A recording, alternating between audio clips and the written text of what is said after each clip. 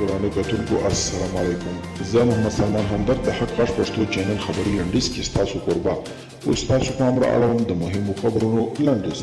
د افغانستان د بشري حقوقو خپلواک کمیسیون هیواد ته د هندوستان له لوري د کرونا ناروغۍ د واکسین د رارسېدو له امله خوښي څرګنده کړې.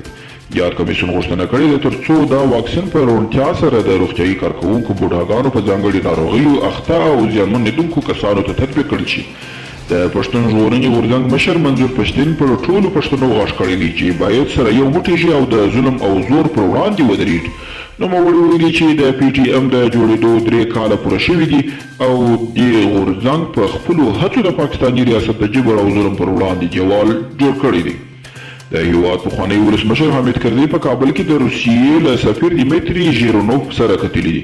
په دې لیدنه کې د سولې پروسې کې پر وروستیو پرمختګونو په دې برخه کې پر راتلونکو اقداماتو او سولې پروسې د بریا لپاره د نړیوالې ټولنې د همغږۍ پر زیاتوالي ټینګار شوی دی.